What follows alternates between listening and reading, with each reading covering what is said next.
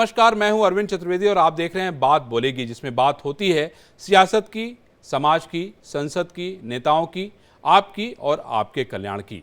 लेकिन आज हम बात करेंगे मदरसों में चल रही राजनीति की। बात बोलेगी में मदरसा सियासत दरअसल ऑल इंडिया मुस्लिम जमात के राष्ट्रीय अध्यक्ष मौलाना मुफ्ती शहाबुद्दीन रिजवी बरेलवी ने राष्ट्र बाल अधिकार संरक्षण आयोग की ओर से मदरसों के खिलाफ की गई कार्रवाई पर बयान देते हुए अखिलेश यादव को घेरा है। मौलाना ने कहा कि एक और यूपी असम में मदरसों को बंद किया जा रहा है, तो चंद दिनों पहले यति नरसिम्हानंद ने पैगंबर इस्लाम की शान में गुस्ताखी की।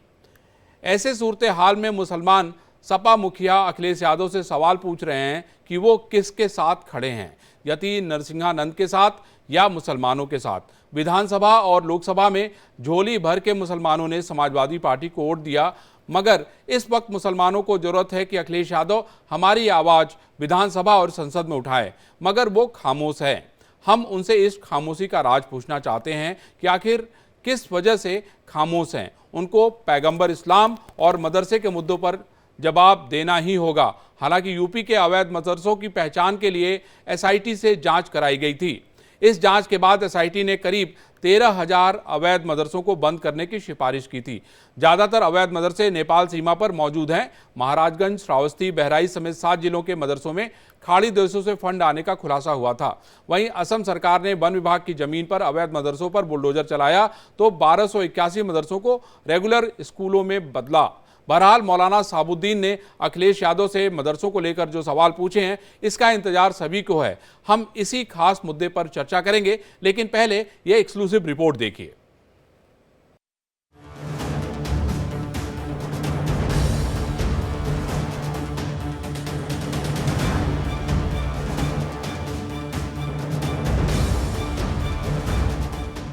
समाजवादी पार्टी मुस्लिम हितैषी दिखने में कभी पीछे नहीं हटती। अखिलेश यादव हमेशा मुसलमानों को लेकर सियासत करते हैं, लेकिन इसके बावजूद अखिलेश यादव पर गंभीर आरोप लगे हैं, जिसके बाद समाजवादी पार्टी की उपचुनाव में मुश्किलें बढ़ सकती हैं। अखिलेश यादव पर यह आरोप लगाए हैं ऑल इंडिया मुस्लिम जमात के राष्ट्रीय अध्यक्ष मौलाना मुफ्ती शहाबुद्दीन रिजवी बरेलवी ने। शहाबुद्दीन ने राष्ट्र बाल अधिकार संरक्षण आयोग की ओर से मदरसों खिलाफ की गई कार्रवाई पर बयान देते हुए अखिलेश यादव को घेरा है। मौलाना ने कहा कि एक और यूपी असम में मदरसों को बंद किया जा रहा है और चंद दिनों पहले यति नरसिम्हानंद ने पैगंबर इस्लाम की शान में गुस्ताखी की थी। ऐसी सूरत हाल में मुसलमान सपा के मुखिया अखिलेश यादव से सवाल पूछ रहा है कि वो किसके साथ खड़े हैं, यति नरसिम्हानंद के साथ या फिर मुसलमानों के साथ। विधानसभा और लोकसभा में झोली भर के मुसलमानों ने समाजवादी पार्टी को वोट दिया, लेकिन इस वक्त मुसलमानों को जरूरत है कि अखिलेश यादव हमारी आवाज विधानसभा में, संसद में उठाएं, लेकिन वो खामोश है। हम उनकी इस खामोशी का राज पूछना चाहते हैं कि आखिर वो किस वजह से खामोश है। वह मौलाना ने कांग्रेस पर भी मदरसों को लेकर कई सवाल खड़े किए। सपा मुखिया अखिलेश यादव से सवाल करना चाहता हूँ कि अभी कुछ दिनों पहले यति नरसिम्हानंद ने पैगंबर इस्लाम की शान में गुस्ताखी की और अब मदरसों को बंद करने की बात की जा रही है। अखिलेश यादव को विधानसभा में और पार्लियामेंट के इलेक्शन में मुसलमानों ने झोली भर करके वोट दिया, आज वो खामोश क्यों है? मैं उनसे पूछता हूं कि वो क्या यति नरसिम्हानंद के साथ में है या मुसलमानों के साथ में है? उनको अपनी पोजीशन क्लियर करना होगी। मौलाना मुफ्ती शहाबुद्दीन रिजवी बरेलवी ने आयोग के अध्यक्ष पर भी पलटवार किया। मौलाना ने कहा कि उन मदरसों का इतिहास पढ़ने की जरूरत है। ये वही मदरसे हैं जिन्होंने जंग आजादी में महत्वपूर्ण योगदान निभाया था। बिरादरान ने वतन के साथ मिलकर देश को आजाद कराया। 1857 की क्रांति में अंग्रेजों के खिलाफ जामा मस्जिद दिल्ली से फतवा देने वाले मौलाना फजले हक खैराबादी और मौलाना रजा अली खान बरेलवी मदरसे के ही छात्र थे। अगर कोई एक मदरसा गलत कार्य करता मिलता है तो उसके विरुद्ध कार्रवाई होनी चाहिए, लेकिन सभी मदरसों को बदनाम नहीं किया जा सकता। देखा जा रहा है कि आजकल एक की गलती पर 99 मदरसों को कटघरे में खड़ा कर दिया जाता है। यही वो मदरसे हैं जिन्होंने अंग्रेजों के खिलाफ जंग आज़ादी में कलीदी किरदार अदा किया और मदरसों के ही छात्र थे अल्लामा फजले खैराबादी, जिन्होंने दिल्ली की जामा मस्जिद से अंग्रेजों के खिलाफ फतवा दिया, जिससे भारत में लोगों के अंदर जोश पैदा हुआ। उसी मदरसे पर आज सवाल खड़ा कर रहे हैं, जांच पड़ताल की बात हो रही है, बंद करने की बात हो रही है। मौलाना मुफ्ती शहाबुद्दीन के आरोपों में कितना दम है, इस बात का अंदाजा आप इसी बात से लगा सकते हैं कि 2024 के लोकसभा चुनाव में समाजवादी पार्टी और कांग्रेस जैसी पार्टियों ने मुस्लिम उम्मीदवारों से दूरी बनाई थी। मौलाना शहाबुद्दीन के बयान पर अखिलेश यादव की मुश्किलें बढ़नी तय हैं, क्योंकि जिस तरह मदरसों पर कार्रवाई हुई, वहीं यति नरसिम्हानंद के बयान पर भी बवाल मचा, तो अखिलेश यादव ने दोनों ही मुद्दों पर कुछ भी बोलने से बचते नजर आए। अखिलेश यादव हो या फिर कांग्रेस, मुस्लिम हितैषी दिखने की चाह में कोई भी पार्टी मौका नहीं छोड़ती। ऐसे में सवाल ये उठता है कि क्या अखिलेश यादव की हिंदू हितैषी न सही, कम से कम हिंदू विरोधी नजर न आने की चाहत ऐसे मुद्दों पर उन्हें बोलने से रोकती है। अब मुसलमान अखिलेश यादव का कितना साथ देता है, ये उपचुनाव के परिणाम के बाद पता चलेगा। Bureau report, India daily. हमारे साथ जो है कई मेहमान जुड़ गए हैं, उनसे पास सीधे चलते हैं और उनसे बात करते हैं कि आखिर ये मदरसा पॉलिटिक्स क्या है और अखिलेश यादव क्यों नहीं इस पे कुछ कह रहे हैं। सूर्या मैथिल राजनीतिक विश्लेषक हैं, कैप्टन सिकंदर रिजवी ये भी हमारे साथ पॉलिटिकल एनालिस्ट के तौर पे जुड़े हैं, मुमताज आलम रिजवी राजनीतिक विश्लेषक हैं, मौलाना हाफिज गुलाम सरवर मुस्लिम धर्मगुरु है। ये सारे के सारे लोग हमारे साथ जुड़ गए हैं, उनसे बात करते हैं, उनके पास चलते हैं। कैप्टन सिकंदर रिजवी साहब मेरे साथ जुड़ गए हैं, उनके पास चलते हैं। कैप्टन साहब, आवाज आ रही है? बिल्कुल आ रही है, आवाज आ रही है। कैप्टन साहब, आपसे मैं ये पूछना चाहता हूं कि जैसे ही इलेक्शन नज़दीक आता है या कोई महत्वपूर्ण बात होती है, अभी 10 विधानसभा के सीटों के चुनाव होने जा रहे हैं उत्तर प्रदेश में, उसके अलावा अलग अलग जगहों पे जो है चुनाव बहुत अहम है।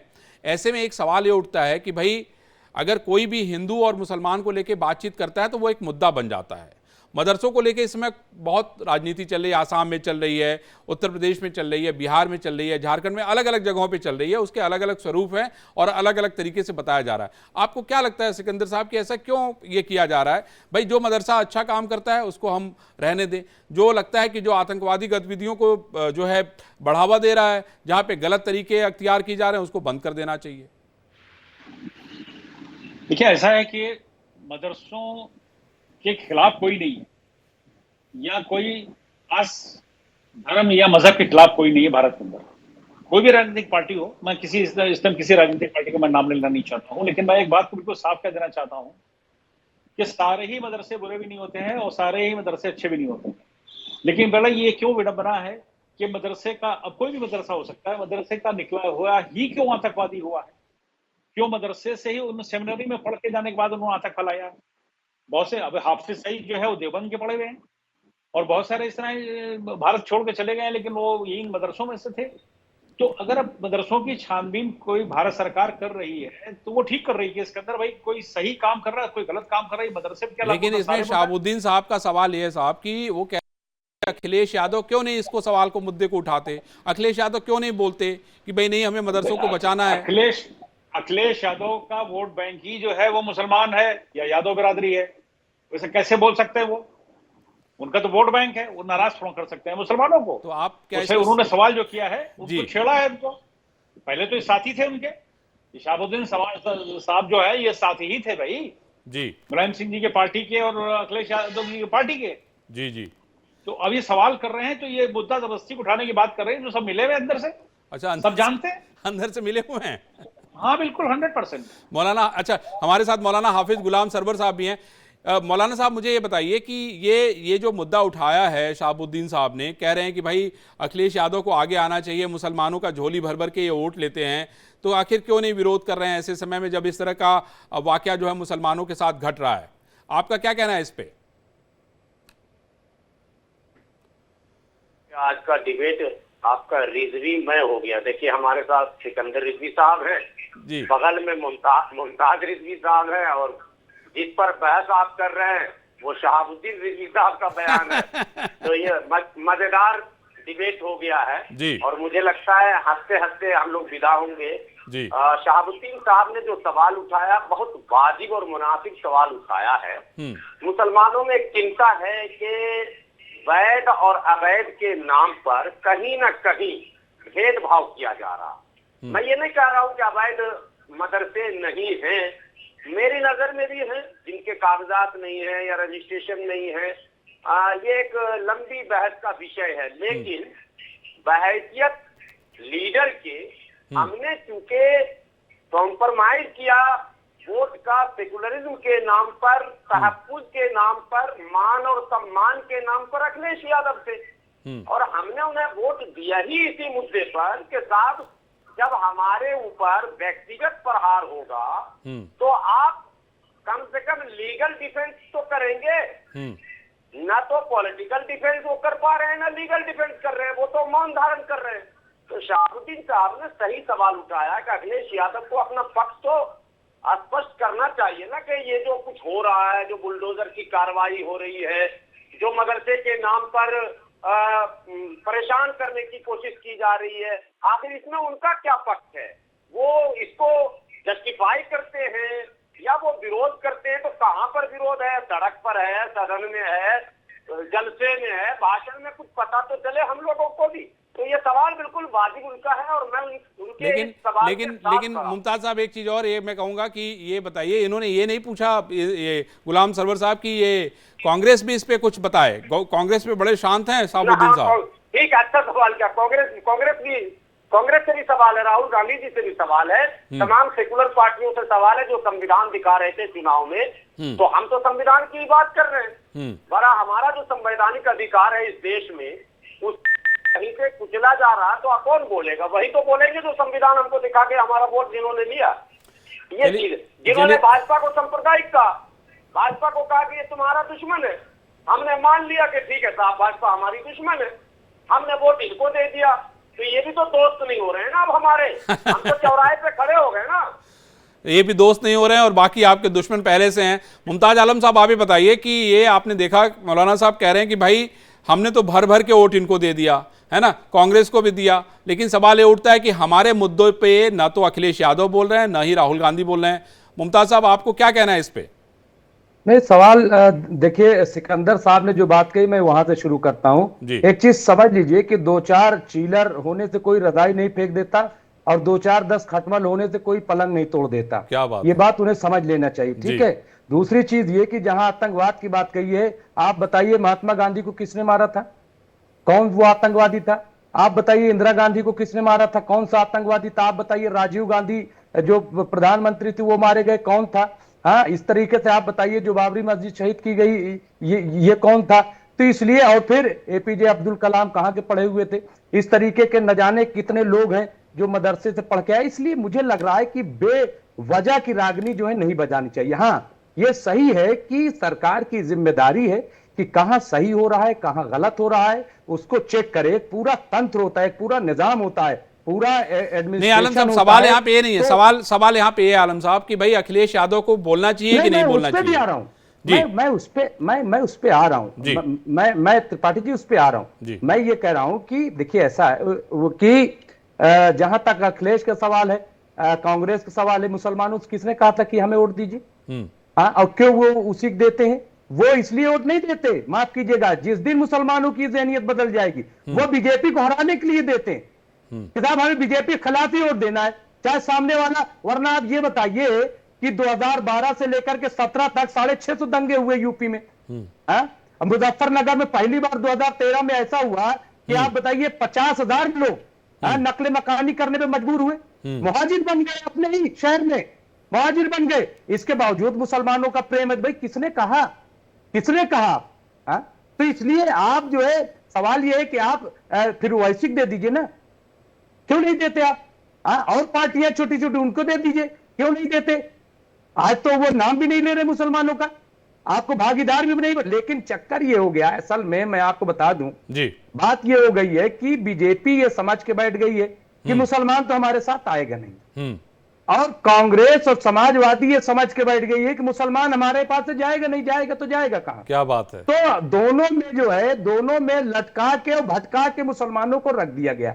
अब ये फैसला जो है लोगों को लेना है कि साहब क्या रास्ता हो, इस पे किसी को दोष न दीजिए। क्यों बोलेंगे? बहुत बढ़िया, क्यों हमारे लिए बोलेंगे? बहराइच का मामला होगा, कहीं और मामला होगा, यादव का होगा, वो दौड़ के जाएंगे। मुसलमानों का होगा तो नहीं जाएंगे कि वो साहब हल करें अपना। और वो इसलिए नहीं करेंगे क्योंकि मुसलमान ना वो हिंदू ना नाराज हो जाए, यादव ना नाराज हो जाए। ठीक है, ये पॉलिटिक्स है, इसको ये कांटा हमें लगा है, हम ही को निकालना पड़ेगा। मिर्ची आंखों में हमारे गई है, हम ही को धोना पड़ेगा। सर नमस्कार। जी नमस्कार नमस्कार। सर ये आपने जो आवाज आ रही है? हाँ आ रही है। आपका आपने एक सवाल उठाया कि भाई अखिलेश यादव जो है मदरसों के मुद्दे पे क्यों नहीं बोलते, यतीन नरसिम्हानंद के मामले में क्यों नहीं बोलते, और आपने सर ये नहीं पूछा, कांग्रेस से नहीं पूछा कि भाई कांग्रेस भी क्यों नहीं बोलती सर? देखिए दोनों का गठबंधन है, किसी एक से पूछ लेना। उत्तर प्रदेश में जो वजूद है वो अपना वजूद सबसे ज्यादा, कांग्रेस से ज्यादा वजूद जो है वो समाजवादी पार्टी दिखाती है और कहती भी है। तो इस वजह से हमने बड़े उत्तर प्रदेश के बड़े घटक दल से हमने पूछ लिया है, तो आप समझ लीजिए कि पूरे गठबंधन से हमने पूछ लिया है। तो दरअसल मेरी बात यह है कि कभी कोई मामला होता है मुसलमानों से मुतालिक तो अखिलेश यादव जी कभी कभार ट्विटर से ट्विटर खेलते हैं, और ये मामला यतीन नरसिंहानंद का हुआ जिसमें पैगंबर इस्लाम सल्लल्लाहु ताला अलैहि वसल्लम की शान में गुस्ताखी की, और पूरे उत्तर प्रदेश के मुसलमानों को निहायत तकलीफ है और दर्द है। इस दर्द का वो एहसास कर रहे हैं, समझ रहे हैं, मगर इस पर भी उनको खुल के बोलने के बजाय सुल्तानपुर का एक मामला था, एनकाउंटर था, उसको उन्होंने बिरादरीवाद बना दिया। उस पे वो खुल करके बोले और वो बड़ा तड़प उठे। ठीक है, वो एक उनका जज्बा था, मैं उस पर एतराज नहीं कर रहा हूं, मगर मुझे इस बात पर एतराज है कि वो यतीन नरसिंहानंद के ताल्लुक से उन्होंने क्यों नहीं बयान दिया, कुछ नहीं बोले। यहाँ मुसलमान धरना प्रदर्शन, एजिटेशन, FIR, थाना, पुलिस, कोर्ट कचहरी सब कुछ कर रहा है, गली गली घूम रहा है, फिर रहा है, मगर ये झोली भरकर वोट लेने वाले जनाबेमन अखिलेश यादव जी एक लफ्ज भी यतीन नरसिंहानंद पर नहीं बोले हैं। और ऐसा ही मामला मदरसे का भी है। बाल संरक्षण आयोग के चेयरमैन हमेशा कुछ न कुछ बातें कहते हैं और पत्र लिखते हैं, चीफ सेक्रेटरी को कभी लिखते हैं, कभी मुख्यमंत्री को लिखते हैं, और कभी कश्मीर के मसले पे उन्होंने लिखा, आसाम में 1200 मदरसों को लिखा, अब उत्तर प्रदेश के मदरसों के मुतालिक उन्होंने लिखा। तो यहाँ मदरसे यानी हजारों की तादाद में मदरसे हैं, मदरसे वाले भी परेशान हैं, मगर मदरसों की भी टॉपिक पर अखिलेश यादव ने बिल्कुल चुप्पी साध रखी है, खामोश हैं। तो हमारा वाजिब हक बनता है कि जब हमने झोली भर करके उनको वोट दिया है, विधानसभा में भी हमने उनको झोली भर के वोट दिया और लोकसभा में भी हमने झोली भर के उनको वोट दिया, तो हमारा हक बनता है कि हम उनसे पूछें कि वो हमारी आवाज क्यों नहीं बुलंद कर रहे हैं, हमारी आवाज क्यों नहीं उठा रहे हैं। क्या सिर्फ वो वोट लेने के हकदार हैं, बाकी हमारे मसाइल से उनको कोई मतलब नहीं है, हमारी दुख और तकलीफ से उनको कोई मतलब नहीं है? तो हमारा हक बनता है उनसे पूछने का, जवाब मांगने का। तो अगर अब आप आपको देखिए, साबुद्दीन साहब आपको लगता नहीं है कि अगर अखिलेश नहीं सुन रहे हैं तो राहुल गांधी से पूछना चाहिए? राहुल गांधी भी उनके समर्थक हैं, उनके साथ मिलकर चुनाव लड़ रहे हैं, उत्तर प्रदेश में दोनों लोग साथ साथ हैं। आपको लगता नहीं कि राहुल गांधी तक बात पहुंचेगी तो शायद सोल्यूशन उसका निकलेगा, आप लोगों के मुद्दे पे बात होगी? क्योंकि अगर आप उनको वोट जो है झोली भर भर के दे रहे हैं तो आपका हक बनता है कि आप उनसे सवाल करें। जी जी बिल्कुल, हमारा जो उत्तर प्रदेश का जो बड़ा घटक दल है उससे पूछने का हमारा मतलब ये है कि हमने सबसे पूछ लिया और हम उनसे भी पूछेंगे और उनसे भी हम कहेंगे कि भाई वो लोकसभा में हमने वोट दिया है, आपको गठबंधन को हमने वोट दिया, इंडिया अलायंस को वोट दिया है, तो आपका भी हक बनता है कि आप जवाब दीजिए और जो है वो हमारे जो मसाइल हैं उन मसाइल को पार्लियामेंट में रखिए। और उत्तर प्रदेश की असेंबली है, उसमें बहुत सारे MLAs हैं, सबसे ज्यादा MLA तो समाजवादी पार्टी के हैं, तो उनको भी चाहिए कि भाई ये मसाइल हमारे वो असेंबली में रखें और पार्लियामेंट में रखें ताकि वो एक आवाज बने। बहुत सारे मसाइल ऐसे होते हैं कि आवाज बुलंद करने से वो मसला हल हो जाता है। और अभी कुछ दिनों पहले की बात है, मैंने एक आवाज बुलंद की थी, मुरादाबाद का मामला था, तो खाली जो है वो बयान देने से, बात करने से मसला हल हो गया था। इसी तरीके से हम चाहते हैं, मदरसे का मसला है, यतीन नरसिंहानंद के साथ में है, तो हम सिर्फ बहुत ज्यादा नहीं पूछ रहे हैं, हम तो सिर्फ यही कह रहे हैं कि अखिलेश यादव क्या यतीन नरसिंहानंद के साथ में खड़े हैं या मुसलमानों के साथ खड़े हैं? तो उनको ये जवाब देना पड़ेगा कि वो यतीन नरसिंहानंद गुस्ताखे रसूल के साथ खड़े हैं या मुसलमानों के साथ जिन्होंने झोली भर करके वोट दिया मुसलमानों के साथ खड़े हैं। और आइंदा भी दावा है उनका कि हम मुसलमानों से वोट के हकदार हैं, हमें वोट चाहिए मुसलमानों का। जब मुसलमानों का वोट चाहिए तो फिर हमारे आवाज बनना पड़ेगा, हमारे मसाइल, हमारे दुख और दर्द को बयान करना पड़ेगा, उठाना पड़ेगा। ठीक है मौलाना अब साहब, वो हमारे साथ एक और भी छोटी सी मैं मिसाल मौलाना दूं। साहब और भी लोग हैं, जरा उनसे भी पूछते हैं। रिजवी साहब आप बताइए, कैप्टन साहब की ये साबुद्दीन साहब ने तो बड़ा स्पष्ट कह दिया कि भाई हम तो पूछेंगे उनसे, क्योंकि ये मेरा हक है, मेरा अधिकार है और उनको जवाब देना पड़ेगा, क्योंकि सबसे बड़ा गठबंधन जो घटक दल का उत्तर प्रदेश में अखिलेश यादव है, इसलिए मैंने उनसे सवाल पूछा, लेकिन जरूरत पड़ेगी तो हम राहुल गांधी से भी पूछेंगे। कैप्टन साहब। बिल्कुल ठीक कह रहे हैं, इनको पूछना चाहिए, क्योंकि उन्होंने झोली भर के इनसे वोट दिया है। सारे मुसलमानों ने एक तरफा जाकर के वोट किया है समाजवादी पार्टी को, कांग्रेस का उनके साथ गठबंधन रहा है, तो उसके जवाबदेही बनती है राहुल गांधी की भी और अखिलेश की। तो ठीक कह रहे हैं, उनको पूछना चाहिए जाकर के, बल्कि उनका घेराव करना चाहिए। हम तो चाहेंगे जाए घेराएं, अपना हक मांगे उनसे, क्यों नहीं मांगा? घेराव करना चाहिए, बिल्कुल जाना चाहिए। और क्या, बिल्कुल जाइए, तो घेराव करिए साबुद्दीन ना। साहब बताइए, घेराव कब कर रहे हैं आप इनका, अखिलेश यादव का? कल हमने कोशिश की थी, हमारे कुछ लोगों ने जी। और यहां से तकरीबन 50 से 60 गाड़ियों से निकलने का प्रोग्राम बनाया था जी। तो हमारी जिला इंतजामिया ने रोक दिया और हमारे लोगों को निकलने की परमिशन नहीं दी, बल्कि जो नेतृत्व कर रहे थे उनको हाउस अरेस्ट कर दिया। तो हम तो चाहेंगे कि हम उनको घेरें, अब वो हमें नहीं निकलने दिया, इंतजामिया ने हमें नहीं पहुंचने दिया, हमारे लोगों को हाउस अरेस्ट कर दिया। ठीक है, अब विधानसभा आएगा तो विधानसभा में तो निकलेंगे, वहां तो ऐसी पोजीशन नहीं होगी, हम विधानसभा क्षेत्र में उनको घेरेंगे, छोड़ेंगे नहीं। मतलब छोड़ने वाले नहीं हैं आप? जी जी जी जी। लेकिन बड़ा सवाल सर यही है ना कि आखिर जो पॉलिटिकल पार्टीज हैं वो जब वोट की जरूरत होती है तो आपसे वोट तो ले लेती हैं, लेकिन जब मुद्दे की बात आती है तो अपने दोनों आंखें बंद कर लेती हैं, अपने वोट को सिल लेती हैं। ये एक बड़ा सवाल है। मैं समझता हूं कि आम लोगों का हक है ये जानने का कि भाई आखिर ये जो पॉलिटिकल पार्टी हैं ऐसा क्यों करती हैं। सिकंदर साहब, आपको क्या लगता है ऐसा क्यों किया जाता है ये, और क्या इतना समझ वोटर के अंदर भी नहीं होता है? वोटर भी बार बार बेचारा धोखा खा जाता है। देखिए, जब से देश का विभाजन हुआ है तब से पॉलिटिकल पार्टीज इनको यूज करती है। मुसलमान को पूरे 65-70 साल कांग्रेस ने इस्तेमाल किया। अगर वो पंचर जोड़ने की बात आती थी, पंचर जुड़वाने वाले कांग्रेसी थे। अगर वो कहीं पे कहते नहीं कि दरिया बुनने की बात आती थे तो वो कांग्रेसी थे। तो मुसलमानों के साथ तो उन्होंने दोयम दर्जे का शुरू से रखा कांग्रेसी ने। अब रही समाजवादी पार्टी, जब से समाजवादी पार्टी आई तो उन्होंने भी अब तक वोट बैंक के तौर पर इनका हैसियत तो रखते हैं, इनका इस्तेमाल करते हैं, लेकिन इनको कुछ हक नहीं देते। आप ये देखिए ना, इन 75 सालों में मुसलमानों को क्या मिला? उसमें इतनी बड़ी आबादी के अंदर चंद हैं जो निकल के कुछ कर पाते हैं। सर कांग्रेस तो कहती है, देखिए कांग्रेस तो कहती है कि भाई हमने जो कुछ भी दिया हमने मुसलमानों को दिया। आपको याद होगा समाजवादी पार्टी भी यही कहती है कि भाई जो कुछ दिया हमने मुसलमानों को दिया। अभी बता रहा हूं क्या दिया। 1989 की बात है, 79 की, इंदिरा गांधी जी का प्रोग्राम लगा था भदोई के अंदर, और वो लखनऊ उतरी हवाई जहाज से नौजवानों ने पायलट ट्रेनिंग करा। मैंने अपनी आंख से देखा, मैं गवाह हूं। यहाँ से हेलीकॉप्टर, उनका एक प्रोग्राम और था बीच में, यहाँ से एयरफोर्स के हेलीकॉप्टर, उसमें प्राइम मिनिस्टर थी, उनको लेकर के गए भदोई। उससे पहले कहीं कार्यक्रम, तो उसका भदोई उनका हेलीकॉप्टर उतरा। उसका दूसरे दिन न्यूज में हमने देखा, बड़े खुश थे भाई, आज हमने प्रधानमंत्री को बड़े नजदीक से देखा। ट्रेनिंग सेंटर के दूर खड़े कर दिए गए थे, हम देख रहे थे इनको। तो उन्होंने 400 बच्चों के एक शेड का उद्घाटन किया था, जहां दरिया बिड्डा सीखेंगे, रोटी रोजी से जोड़ना है 10 से 12 साल के बच्चों को। आपने किताबें नहीं दी थी, आपने दरिया बुनने पर लगा रखा था।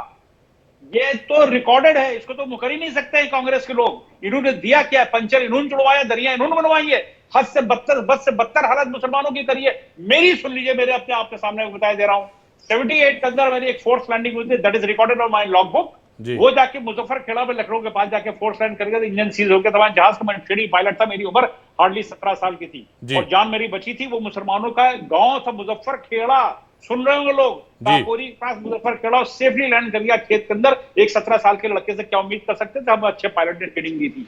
लेकिन जांच जब हो रही थी तो हमसे पूछा जा रहा था, मुसलमानों की बस्ती में तुम गए क्यों थे?